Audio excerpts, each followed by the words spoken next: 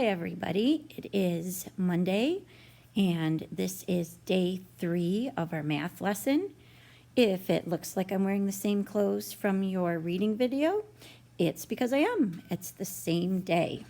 Bo here is finishing up some food. I thought you'd want to check in on him. Bo, he says, "Hi guys, I miss you." Mommy's boring. So for our lesson today, our objective is we're going to reason using benchmarks to compare two fractions on the number line. Please pull out your day 3 math packet. You are going to need a pencil and an eraser. Now, this is new for us, so be patient. You will get it. We will keep going over it. So, problem number 1. We are going to compare 7/8 to 6/4. So we're comparing two fractions between the numbers 1 and 2. So, please write what I write. When I look at 7/8, I say, 7/8 is less than my benchmark of 1. 6/4 is greater than 1 because 1 is equal to 4/4. I can draw a number bond partitioning the whole and parts. So 4/4 is 1 whole, and 4/4 plus 2/4 equals 6/4. So 6/4 is greater than a whole. Now, we can use this number bond to help us locate 6/4 on the number line. So, go to your packet, find this sheet, and pull it off.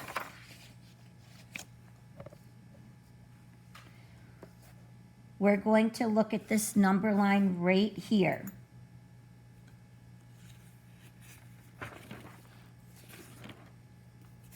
So, we've got our number line. We're going to label this endpoint 0, the middle endpoint 1, and the end endpoint 2.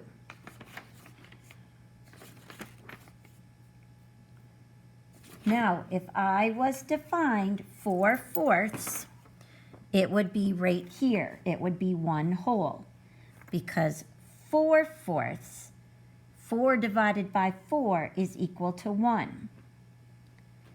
Now, 6/4, we said, is 2/4 more than 1 whole. So, imagine partitioning this line into fourths between 1 and 2. So where would we plot 6/4? Well, 6/4 is halfway between 1 and 2. So we would put it right here.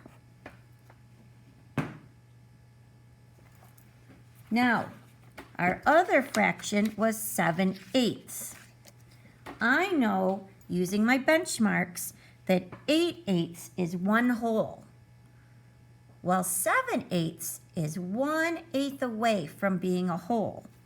So if I imagined all my tick marks, 7/8 would go right about there.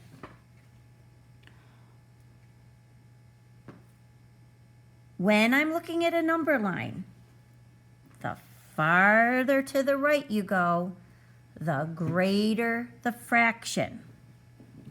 So this proves that 6/4 is greater than 7/8. Going back to this paper, I would put that there. So 7/8 is less than 6/4.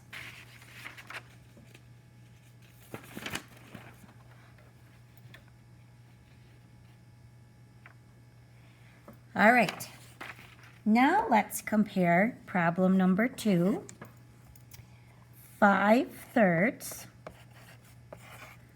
to 9/5. Now, if we discuss the relationship to 1, I know that both are greater because 3/3 is equal to 1 and 5/5 is equal to 1.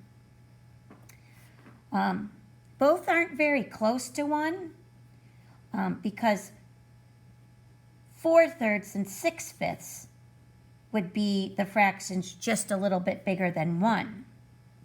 So we can draw a number bond to show these fractions as a whole in some parts. So 5/3, 1 whole would be 3/3. And 3/3 plus 2/3 is what's equal to 5/3. We can do the same for 9/5. 5/5 is equal to 1 whole. And 5/5 plus 4/5 equals 9/5. Let's go to our number line. And we are going to label 0, 1, 2 on it. And I know from looking at this that 2/3 is greater than 1. So where would I put the 2/3 between the 1 and the 2? 2/3 is greater than 1. And it's 1/3 less than being another whole. So I would have to imagine dividing this into thirds. And I would put for my 2/3 right there. And since it's 5/3, 1 whole and 2/3, I would label 5/3 right there. Now I need to do the same for 9/5. 5/5 is equal to a whole, and I have to go 4/5 further. 4/5 is 1/5 away from being another whole. So I have to imagine splitting this into fifths. So 4/5 or 9/5 would go there. So when I look at my number line, which one's further to the right? 9/5. So I would say 5/3 is less than 9/5. Okay, problem number 3. This time, we're going to reason about the size of fractions, and we're going to use 1½ as our benchmark. So let's write down the fraction 11/8. Is 11/8 less than 1 or greater than 1? Well, let's create our number bond. Can I get a whole from 11/8? Yes, that would be 8/8. How many more do I need to get to 11? 3/8 more. So it's 3/8 greater than a whole. So I know that 11/8 is greater than 1. But what I wanted to do was find out how it compares to 1.5. So when I look at 1.5 and compare it to 8s, this one would represent 8/8. A half in 8s, remember the numerator is half of the denominator, would be 4/8. So when I'm comparing, they both have a whole, so I have to compare the parts. When the denominators are the same, you look at the numerators. The bigger the numerator, the bigger the fraction. So I know that, that 11/8 is less than 1.5 because it's 1/8 more.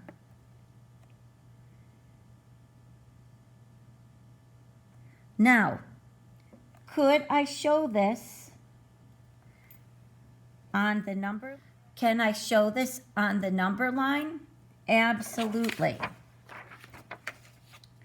If I go here, I would label 1, 1.5. That's one of my points, 2. And I know that 11/8 was 1 whole and 3/8 more. So imagine this being split up into 8s, this whole line. So 3/8 would go right about there. Which one's further to the right? The 1.5.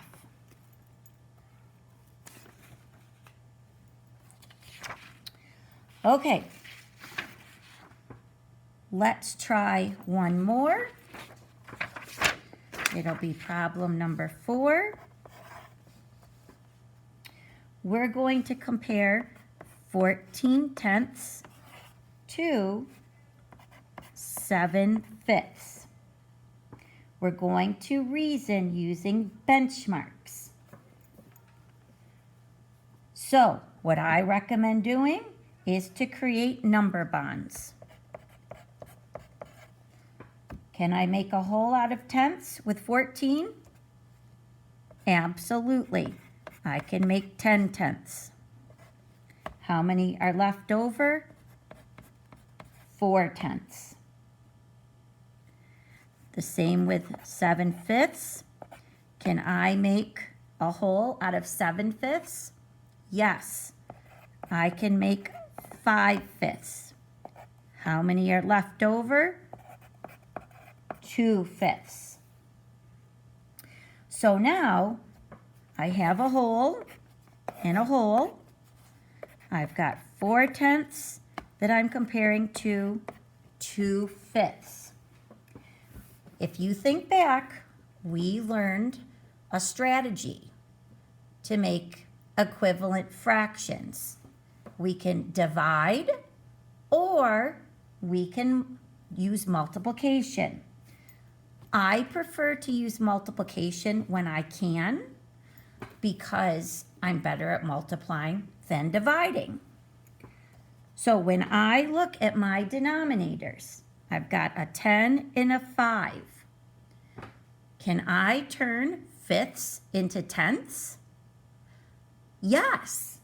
How do I do that? By multiplying by 2. So I rewrite 2/5. If I multiply the numerator by 2, I multiply the denominator by 2. 2 times 2 is 4. 5 times 2 is 10. So I end up with 1 and 4/10. Well, look at that. My wholes are both 1, and my fractions are the same as 4/10. So then I would say 14/10 is equal to 7/5. All right, let's go to your problem set. I want you to do this first page. For 1, you're going to place where these fractions go on the number line. Then you're going to compare using greater than, less than, or equal to. For number 3, you're going to put these on the number line, and then you're going to compare 11/8 and 15/12, and you'll write them out like you did up here. On the back, you're going to compare fractions. You're going to use greater than or less than on the lines, and you have to give a brief explanation. So you either need to make common denominators where you divide or you multiply, or you just have to give a brief explanation explaining it to me.